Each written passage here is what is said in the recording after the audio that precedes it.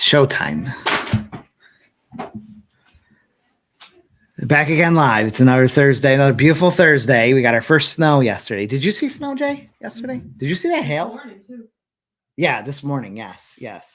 The hail. Did you see that hail? No, there was snow. Oh, it was horrible yesterday for like 15 minutes. It was around 3:00.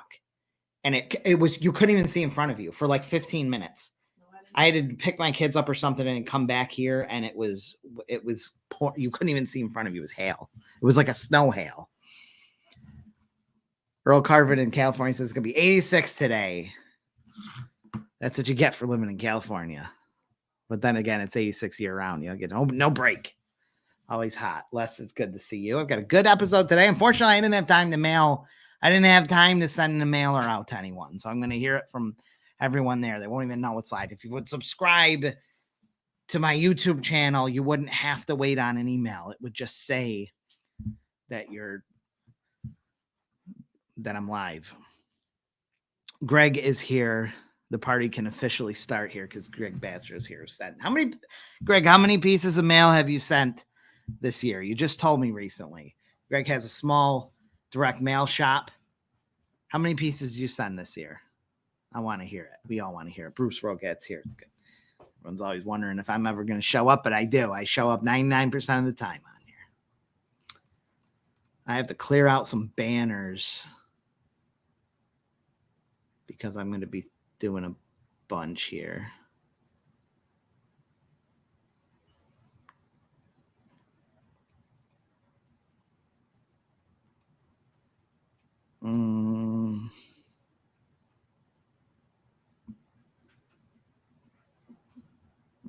That's good. Okay, I'm just trying to clear up so I can only use so many banners when I write stuff down on the screen.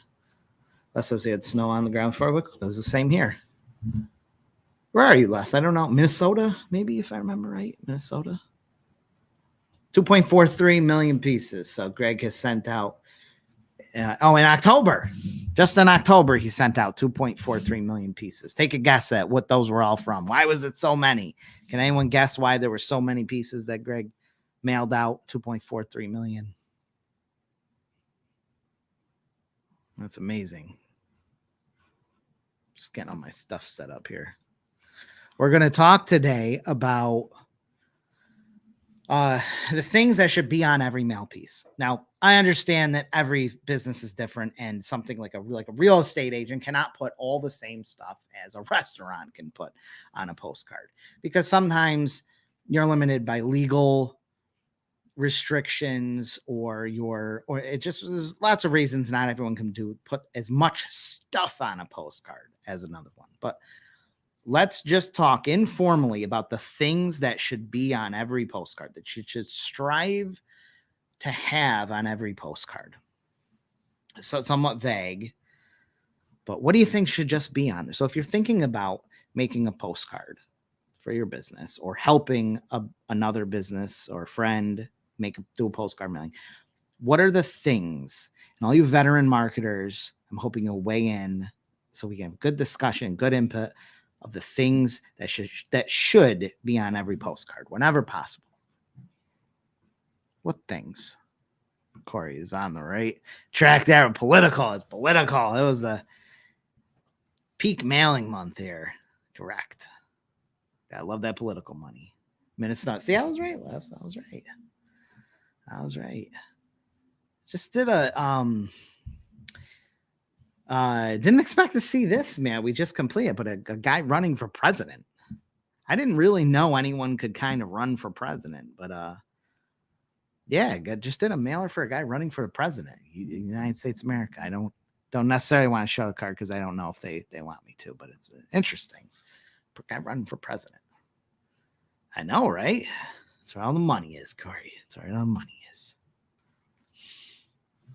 Let me throw up this title here. Things.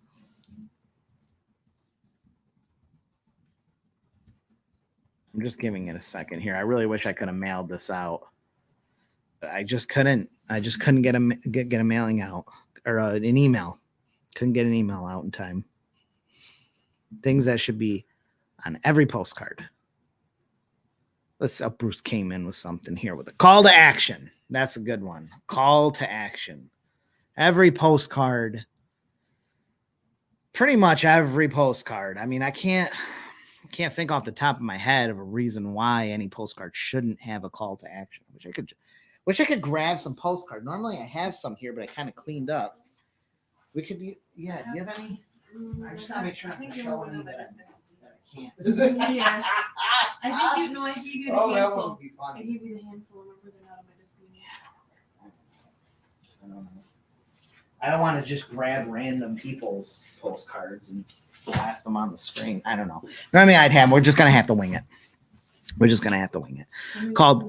Call to action. Yeah. Yeah. I don't know. Because can't remember. I just don't want to blast someone's postcard up and then they get mad at me because I put their postcard up, even if it's good. I don't know. That's all right. Call to action is correct. A call to action is it's literally just telling someone to do something. It's a call to action. Scan this. Respond here. Act now. Book an appointment now. If you don't you'd be surprised how many. If you saw how many postcards we get. A lot of them will have no call to action, zero call to action. A lot of them, way more than half, will have no call to action. People need some kind of thing to kick them into gear, do this instruction. I will say too that a call to action in general should be pretty small. It's making it huge doesn't do anything. Maybe back in the 80s that did or something, but today that's actually a really small element of a postcard design. You don't want to make this huge call now because it's just you're wasting valuable space that something else should be in there. The call to action has to be on there, but it can be small. And if you're following good design principles, you want it kind of to land where the reader's eye is ending. So it doesn't need to be the main focus. It doesn't need to be anywhere in these first things that a person is scanning. Good design should follow. It should lead the viewer's eyes along a certain path. It could be a Z. It could be different ways, but it should end at the call to action. That's a mistake even marketers make. They make these huge calls to action that don't need to be there. That don't need to be so big. Every postcard should be a strong discount. A strong discount. You can't always. A discount is great, but you can't always. It doesn't apply to every industry. Let's say you're a realtor. You're not going to really be able to add. There's some that do like low closing fees and stuff, but you can't put a coupon. 20% off your next closing. So a lot of businesses are restricted, and some are upscale niches and stuff that don't necessarily want to do a discount. They can still have strong offers and other ways to push response, but a strong discount is good. The stronger, the better. In general, the stronger, the better. Is a 10% offer strong? In generally not. Doesn't mean it can kill the campaign. Other things factor response in even bigger than that. But a discount is a very good thing to have if it fits the bill, for sure, 100%. Simple, direct call to action. Yeah, don't put these huge giant calls to action. Act now. They use the whole card and says act now, but that's valuable space. It doesn't need to be there. The call to action should be the natural conclusion. When I was in sales, my boss always told me because I started out, I was really strong. I went right for the closing, and I loved the closing, and they were brutal. They were real brutal closes, and I was getting a lot of cancels and angry customers and stuff because of that. And I just loved the closing. And he had to shift my mindset over to, if you do a really good presentation, the close is just a natural conclusion. It's just a natural conclusion. You don't have to spend so much time harassing people at the end. So that's the same with postcards. I still think about that today. It was a long time ago, but it should be the natural conclusion. A good presentation, whether that's an in-person presentation, a cold call, a pitch, or your postcard design, it should be the call to action should be just a natural conclusion. It doesn't have to be this big emphasis, just a natural conclusion. This is a great answer, Corey. This is an outstanding one. The QR code. It's fine. You can walk by. It's fine. Just scoop by. It's a little lens. They can literally just see my face. They're going to see a blur of something going by. Go right by. Just don't knock it over. It's fine. It's fine. Or you can use sign language or whatever to communicate, because I have to do it on this side. They don't want to cross the paths, the camera lens. Just shoot by. It's fine. Jesus. Take the long route. QR code is really important. I think a QR code, I don't think there's much of a reason why you shouldn't have a QR code. So I think that's it's one of these things that you really should always have a QR code. Why should we have a QR code? Why should we put QR codes? And I'll answer it, but let's hear it from you guys too. Why should what are all the reasons? If someone's saying, I don't know if a QR code makes sense, I don't know if I want to go through the hassle of a QR code and stuff, why should we put QR codes on cards? Give me some reasons. Stronger the offer, the better the response. Absolutely. The stronger offer, the better response. If everything else is in tune, this will heighten the response. It doesn't mean that there's many things that can kill a campaign before the offer. You can advertise a private jet, right, and send it to the lowest income area, and you can put the best offer possible, but that will not increase the response. So other things are more important. But if you have other things in tune, if it's going to the right people, if you've got a service or business that's matching the right customers, the stronger the offer, the better the response. Earl says makes it easy to respond to the card for sure. If on a QR code, having a QR code on a postcard makes it easier to respond. You can have multiple ways to respond, and which is something you should be doing. You should have multiple ways to respond.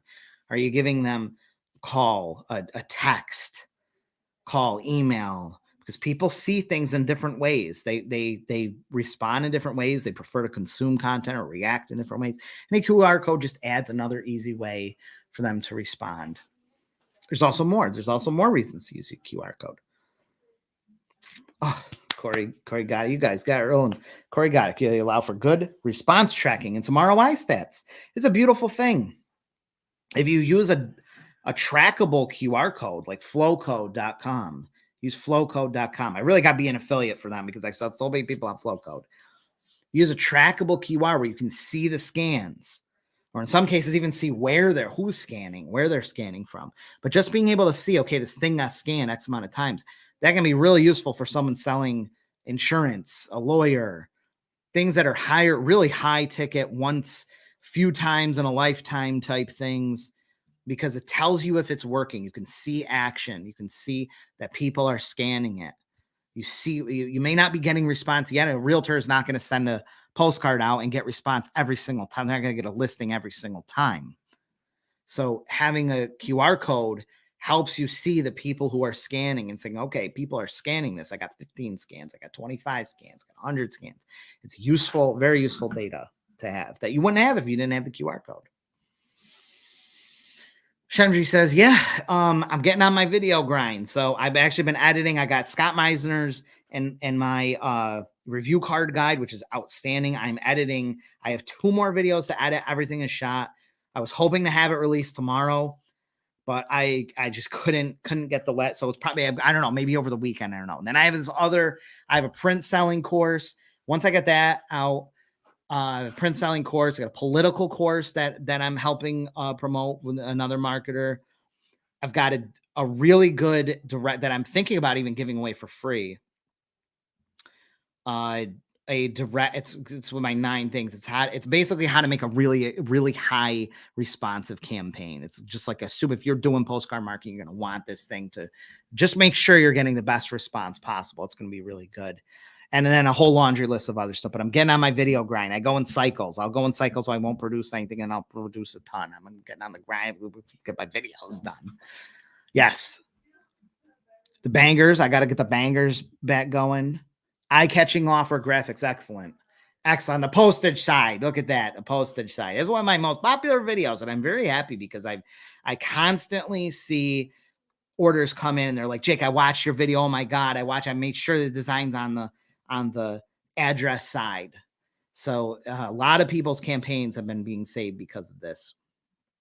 This is even veteran marketers, veteran designers don't know this, but the most important stuff should be on that address side. Everyone gets that reversed, and they put junk on the reverse side. They put nothing. They put crap, a bunch of text, boring text. Can't even tell what the company is. The side you want them to see is the side that's going to be the address side. That's going to be where you want to put the stuff that you want them to see. Targeted message. Oh, that's a good one. Something that's targeted them. You should be thinking of the audience you want to reach. Too many people think this is applicable to everyone. I just want to make this broadly appealing, when, especially in higher ticket as you go, you really want to match, say, this is my audience. Okay. Are they wealthy? Are they middle of the road? Are they certain age, certain ethnicity, are they single couples? Do they have kids? You want to really think of who you're trying to reach and form the message to them. That includes the graphics. So you want to use graphics, messages. The overall message should be geared to that target audience rather than everyone. You're going to see higher response, better results when you gear it to your target audience. Marketer's contact info, the person's contact info. It wouldn't be shocking for me to see a postcard come through that has no contact info. I feel so bad because someone recently did a mailing to their list, and they realized they put, and it's a really good postcard. It's a really good postcard. I wish I could show it, but to his house list of customers, and he put he typoed his phone number. He had it in 3 different places, but mixed up one of the digits in 2 of them. So it was going to some teacher, some school teacher's thing. A little thing like that can, feel bad. This is good. Something free, booklet, a report.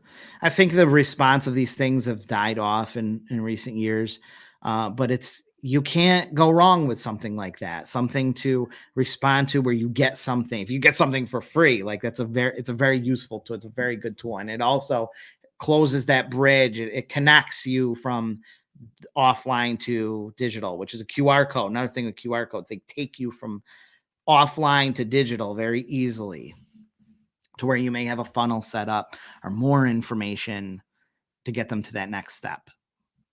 Ideally, you want to have some sort of mechanism to attribute response to. Correct. Yes. Call tracking, right? You're going to track number, which is important too if you've got staff, because your staff may not be figuring out where people came from the best, this way, or if you're doing lead gen for someone this way, there's tracking of X amount of people calling. URL. You can also use dynamic QR codes. You can change things. You can split test things. If you want to send people to something else after a deal has been at a certain time period, you can change it to another link. All these mechanisms allow you to do that, to give more information. I think you're referencing the QR code, correct? Takes them to another thing. What does a QR code lead to? And you can do some vague QR codes. But generally, you would tell them, this is what for more information, or to contact now, or to check out these, or to get a home's value. They scan the card. You can capture phone numbers, emails. I know. Because the problem is I make it so comprehensive, and I've got to simple it down, because I'll never get it. I'll never get it out if I just keep it. It's so gigantic. Lead magnet to obtain more information. Lead magnet, if you don't know, it's something like a really, really free, super cheap, free, just to get people in. It's a lead magnet. It's a magnet to get people to respond and into your funnels. If only more brick and mortar businesses understood that. Error and omissions insurance. Yeah.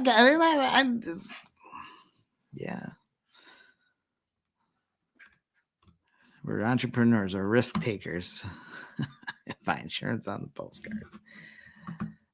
What's some more stuff? No one has some more. These are all fantastic, but there's lots more. How about a headline? How about a headline should be on a postcard? A headline. I'll throw that up because Well, I'm just going to leave this banner up because I don't know. If I had my I used to make the slides and stuff. I used to put them up on the little screen. They get back to that. Headlines. Having the strong headline. You don't always have to have a headline. Sometimes you don't need a headline, but you can throw them up on ChatGPT. Go on ChatGPT. Give me 5 simple headlines, something really persuasive to really get a connection with that target audience of what this is all about, what they get out of it. The headline in general, you want it to be a huge benefit, just something that they're going to benefit from. This headline is going to like really, really hit home what they're going to get out of this postcard. You can generate headlines. Great. You used to have to hire a copywriter and go. Now you just go on ChatGPT. Rob said headline. See, strong image, a strong graphic, a really strong graphic, one image. Even if you have to go and get a stock image, Rob will tell you that. Sometimes you got to get a beautiful stock image, and there's plenty of them. Just great stock image. That's a person that you're trying to target, because people want to, they sees in general, they want to do business with they want to connect with something that feels relevant to them. So if it looks like them, whether that's age, looks, whatever, something that will connect. You're not going to send senior health insurance turning 65 things and have a bunch of pictures of Gen Z on it. Like it's not, it will immediately not make any sense. Just like you're not going to send Gen Z something that has someone who's 88 years old in a wheelchair or something. It's not, it will not, the connection isn't there. So you want to use images that are striking, that you can almost just see the image and kind of tell what this is about. Those are the best kind of graphics. And sometimes you just got to go on stock image and get them. Mail to the right area. But that's outside of mail. But yes. Super important when it comes to response, but that's outside of I'm talking about just the postcard. But you are correct. Just what should be on the postcard. I'm thinking of someone who's trying to create their own postcard when they're thinking of what should be on this thing. Another thing is Greg says a hook, and many things can be the hook. Yes. And you have subheads to work with. So you have a headline, you have a subhead, and in that thing, something should be resonating with them and saying, this is for me. This is something I need to look at. This makes sense. I want to be this person. I want to do this. I want this thing. Oh, I was just going to say, coupon code. I'm not a big fan of coupon codes. I've never used them personally. I see them come through on postcards all the time, but I don't, you know what? I don't see them come on. I don't see repeat postcards with coupon codes always on them. I just don't think people want to take that. It's such a hoop to jump through. Such a huge hoop to jump through is to enter a coupon code. And I see them where they make, okay, respond now and here's 20% off. Use coupon code, and it's like a 19 character thing. It looks like one of those passwords that are generated. Like no one is going to type this in. This is a deal breaker. Why are you making it so difficult for people? I don't understand why they make it so difficult.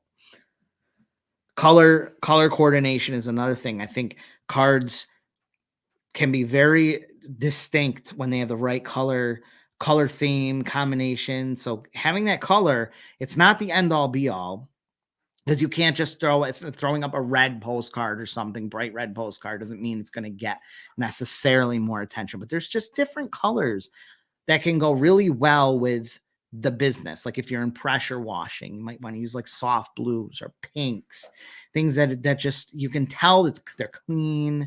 Or maybe you're doing a minimalist thing or an environmental thing and you're using the right greens, like a sage green, or using pastels or low contrast, high contrast, something going to be bright, something going to be subdued. Color combination can have a lot to do with it. They have a lot to do with it. So you should give it some thought of what kind of perception you want to give off. Oh, this is great. I want to make a video just on that. But unfortunately, the problem with video is you can't feel the things, because I think the texture is has a lot to do with it. I used to be I used to really love Matt finish, but I like a glossy too. And things that I thought were always, I always kind of thought, okay, it's upscale. We got to go with matte finish. In general, kind of it's a good, right? If it's really upscale, you go with matte. But then I do a lot of stuff on glossy and it's upscale. And I have one right in front of me here actually, but I can't show it. That's really upscale, super upscale service, and it's glossy. And I like it. I probably prefer it to matte. So I think it's just subjective. It's totally subjective, completely subjective. I almost always go with glossy because people just like glossy. Business owners, you know, they want to see the thing glossy. It looks expensive. It looks high quality. And I generally only suggest matte. This is just me personally. If someone is, I don't suggest matte. If someone is specifically saying I want matte, I just go with matte. So yeah, it's up for debate. Subjective, totally subjective. Hi, Sarah. Thank you for joining me. Oh, this is a good one. Keep it simple. There's nothing worse than a jam-packed postcard. I hate it. I hate seeing a postcard with just every square inch filled with text and paragraphs and text all over the place and pictures. You do not need to fill every space of your postcard with text, with anything. Keep that thing simple, which is harder than you think. A complimentary offer. I think you mean just like a good, like a free offer. I think that's what you mean. I can't tell totally. Rob says some retail businesses use a QR code that works with their POS system. If there's an offer expiration, I was waiting for someone to say it's scarcity, right? Some scarcity. You're the first one that said it. A brainiac. That's why he got those glasses on. He's extra smart. Expiration date is usually a good idea. Pushes patrons to take action. I do postcards and people are like, I didn't get any response yet. What's going on here? There's no expiration date. Like you had an offer on there, but there's no, how can you even gauge if it's working or not if you didn't give a time period? They could respond next year. I don't know. You can't really, how do you tell? When do you say, okay, this isn't working? If you had put an expiration date, one, you can add some data to the campaign and say, okay, this campaign performed this well. This is over. Our expiration date is over. It did this, it did great or did okay. But also it kicks people in the butt a little bit to take action. Scarce. I'm like that. I'll get a great deal, come in for whatever, the mail, whatever, email, whatever, and then never use it because I see expiration date's good for 3 months or something. I'm like, yeah, okay, this sounds really good. And I totally forget about it. Whereas if it's maybe something that was expiring in a week, I'd be on it. And that applies to almost anything that you can add a coupon to.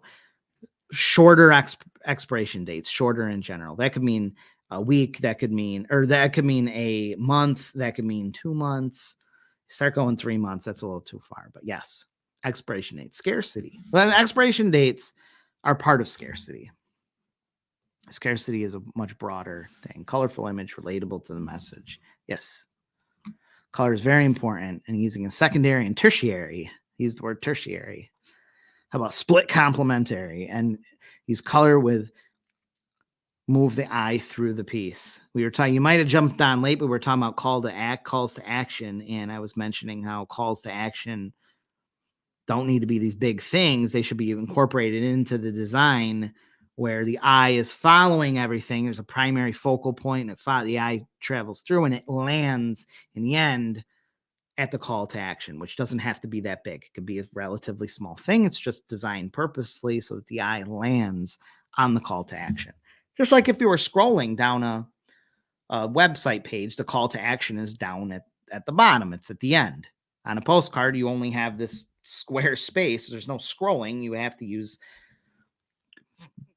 what is it, biological theory or whatever, where the eye goes. And you design the piece with different focal points to guide the eye in the direction you want.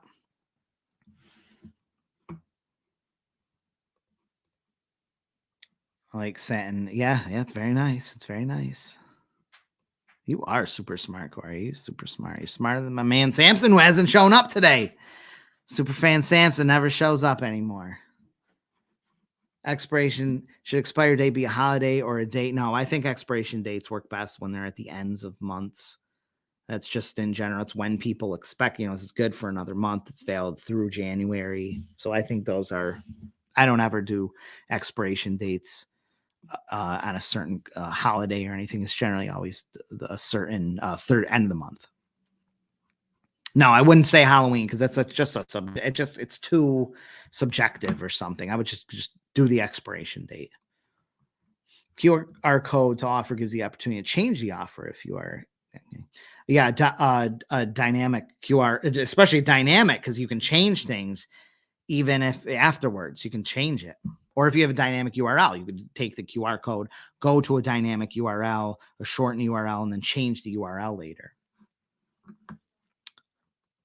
1000%. It's okay. You missed all the good stuff. You didn't miss it. You're good. Where's Scott Meisner? I'm ready to release. He's mad at me because I haven't released that course yet. I'm working on it. AI can condense. Yeah, I'm not letting AI touch my own stuff. I'm not to that point yet. What's scarcity in general? It doesn't have to be expiration dates. Expiration dates are part of scarcity, but it's a good idea for almost every postcard to have some kind of scarcity, some kind of things are running out, window of opportunity. Hard to put in words, but what the heck's that book? Oren Klaff's Pitch Anything has a really good. If you don't have that book, go buy it. Oren Klaff, ORENKLAFF, Pitch Anything. Buy it on Amazon because it's incredible. There's nothing else like it. And there's a part where I can't remember the three things. I should be able to remember this, but it's just good if you think about this, that people, so his book is about pitching like venture capitalists on deals and stuff, but it's all same kind of psychology stuff. It'd be really, if you go buy Pitch Anything by Oren Klaff. If you can make everything seem like there's this combination of events happening, of timing, of certain events, and create this window of opportunity where you can get this. This works really good on high ticket stuff. This could be like upscale kitchen cabinets. This could be some weird upscale niche that you have, financial services, insurance, real estate. If you can kind of pitch things as there's this window of opportunity, rates are whatever, you can spin this. You can always create these windows of opportunity. They take a little brain power, but it's important. It's your business, it's your baby. So use that brain power. If you can make this window of opportunity appear where all these certain events, economic events, timing, it could be weather, it could be season, things that are going on, market rates, interest rates, legislations. There's things that are going on that have created this very narrow window of opportunity to take advantage of. And if you can design your postcard with this window of opportunity, extremely powerful. Someone gets it and it makes sense. Oh my God, these rates are this. I have to do this. This legislation is about to pass. I have to do this. This is happening. I have to do something about this. That's really the best kind of scarcity. It is the super best kind of scarcity. If you are a marketer, you can help, and you're working in a consulting fashion. You can help your clients create these windows of opportunity. These will super turbocharge, crazy turbocharge your postcard campaigns until supplies. It's generic until you have to. I see these postcards come through a lot, and they throw these words: act now, supplies are running out, or be the first 5 people to call. And the people are just so. They're so hesitant now when they see this. It's not that it's like, yeah, how do I really know that? Like, how do I first 5 people to call? I don't know. How can I really, is that real? Like, what if I'm the 12th person? You're going to tell me no. I feel like these words have really lost their genuinity. It's just, I just see these. They look to me, it's hard for me to get past a postcard that looks sketchy to me when people write these, because you know why? Because I personally don't believe them. I don't believe them. I don't believe when I see a postcard, it says the first 10 people to call. I don't believe it. It's not true. I will not believe, I don't believe that I can call this postcard. I guarantee myself I'll call this postcard 4 weeks later and they'll still give me that offer. They're not going to say, oh, I'm sorry, these are all ran out. No, I don't believe it. So I have a hard time. I have a hard time with that stuff. I don't care. I'll still print it. I don't care, but I just don't believe it. Not knowing the exact date of card shipping, how can put an expiration date that might? Well, you should know. You should know. I mean, whether using me or whoever, right? You should know pretty much within a couple days, within a few days of when it's gonna be in the mailbox. You just work with your printer. Work with your printer to figure out the right expiration date. If it's maybe you're giving yourself a 2-week time period. I mean, anyone's going to be able to do whatever in 2 weeks. Like you could do something like that and just make the expiration date the month that happens after that. You don't really want to be in the first of the month, do some kind of thing where it's going to take, you're not even going to get these out to the middle of the month and then it's over. You want to be able to give yourself enough time, but you and your printer should be able to figure that out. You should be using me. AB, Jake, what do 9x12 markers typically charge advertiser for 3x4 ad space and teams of cost per times?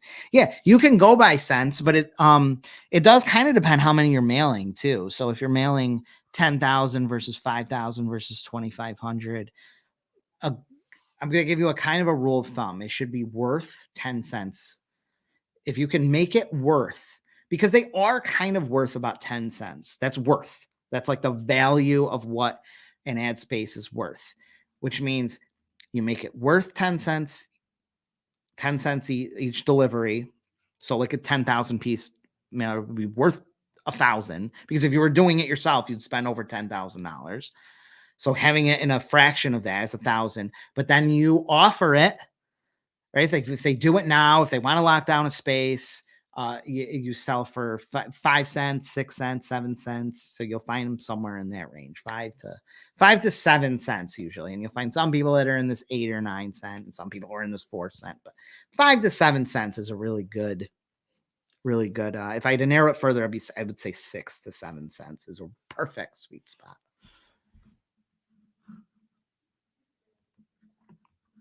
Yeah. Doesn't you just it's fake. While supply, I don't know. I just can't get past it. I can't, because I know it's not true. It's just not true. It's not true.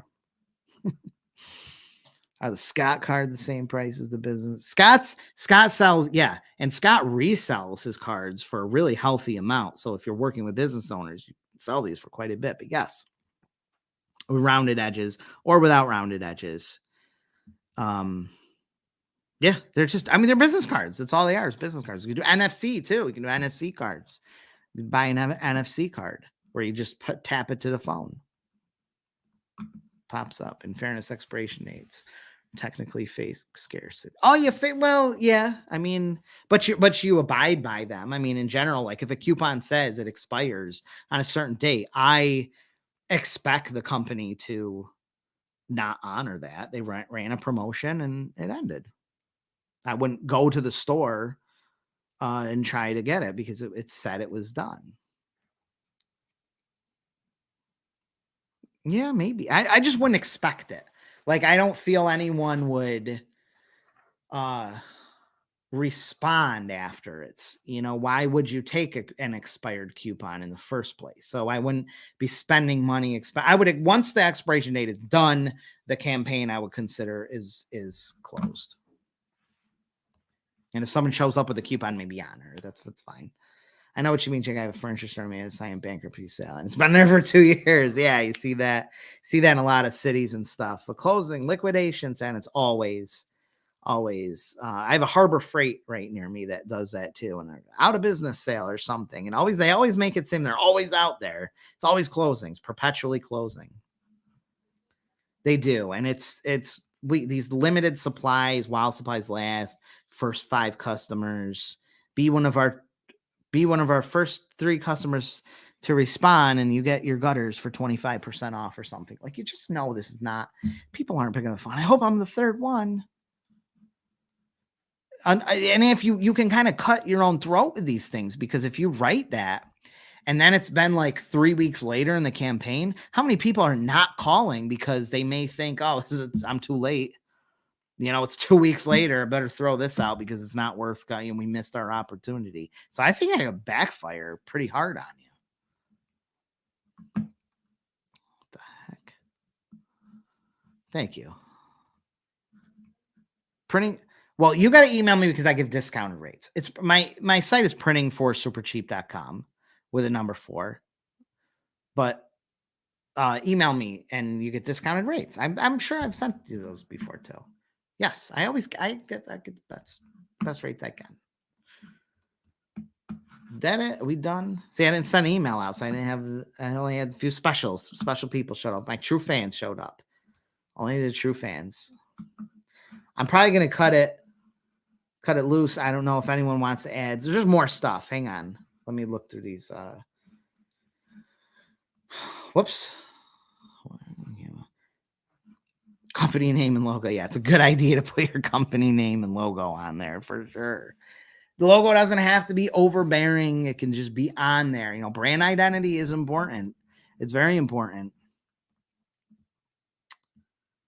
Yeah, probably. Even remember Michael's, the craft store, got in trouble they got in a big lawsuit for always having something on sale. I think it was picture frames. And it was just always on sale.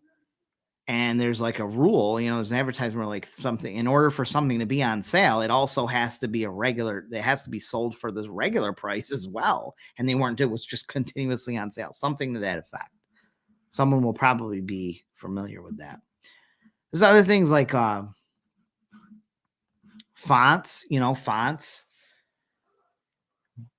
In general, you don't want to use too many fonts. A good pair of fonts can make a huge difference. You can change the entire look of a postcard just by its fonts, whether it's sans serif or serif, or it's things are bolded, how thin or thick the fonts are. You can change the entire look. You have 5 postcards and just switch the fonts around and get 5 totally different looks. So that's something to think about, is the font pairings. Clutter. Oh, and use high res images too, please. Don't be using these pixelated crap pictures. I just had a promo the other day. It was the worst. It was so pixelated, but the guy's like, let's just do it. Looks fine to me. Let's just do it. It just looks so bad, all pixelated and stuff. Might not even matter. Two more things, I think. I think 2 more things, then we'll go. One is it's just something to think of. It's all subjective. In the end, it's an art. I mean, it really is mostly an art. So it's all subjective. But I was going to mention putting your logo in the coupon. If you have a coupon, put that logo in the coupon, because people will cut the coupon out and you don't know what business it's to. This happens all the time. Like, you don't know. You go to the business and it just says, or they'll lose it in their purse or their wallet or something, and they don't even know what business it's to. They'll put your logo, little tiny logo in that coupon. Always make sure that is in the coupon. Another thing is, what was the other? There was another thing I was going to mention that was really important. Oh, it's just kind of a it's hard to explain it, but I try when I'm designing postcard or I'm looking over a postcard. Will it pop out? Will this postcard stand out? And I think of it visually, I think of it mixed in with a bunch of regular white mail letters, because a lot of the mail you get will be white mail pieces. So how well is this postcard going to just pop out? Because there are postcards, especially that use really strong, especially like pinks and like really strong contrasting colors that can, if you want your postcard to really stand out, you may want to really think of colors that are going to stand. And just overall, like, is it a big graphic that stands out? Is it a big headline? As opposed to maybe an all white postcard with minimal green or blues in there that kind of just blend in with the rest of the mail. This happens a lot when people put barely anything on the addressed side, and then you're going through the mail and you see all these white envelopes and you just see this postcard that kind of just doesn't have much on it and it just blends in, versus something that stands right out, that catches your eye immediately. So it's just something to think of. Does your postcard pop out? Last thing is probably I would say the last thing is probably checking your spelling and grammar. Jay just caught another marketer. Sometimes he's on here. He's not on here today, but he just caught some pretty bad typos that slipped by. Check that. That would have been devastating too, I think, if we didn't catch that. Someone ran. One was a link. One was a QR code link that was going to a bad non-existent page, which maybe the URL wasn't set up yet or something. But just look those things over. I guess I'll end it with one more thing too. Is just a focal point. Is a design thing. Does your postcard have a chief focal point? Something. Is it an image? Is it the headline? Something there's a chief focal point, and then other things that guide the eyes along. Is there something that's really standing out first? You can't make everything stand out. If you try to make everything stand out, then nothing stands out. So that's just something to really think of on your postcards when you're making it. But yeah, that's it. Thank you. And I appreciate that, Lloyd. I appreciate you and every single one of you that show up, my true subscribers that show up via the YouTube notifications. Thank you, guys. I will see you next Thursday.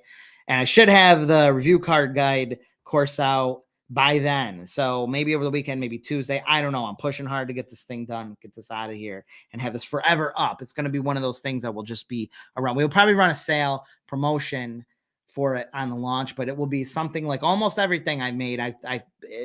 5, 10 years from now, 15 years from now, is still going to be relevant. Good quality content. All right, guys. I appreciate every one of you. I'm going to see you next Thursday.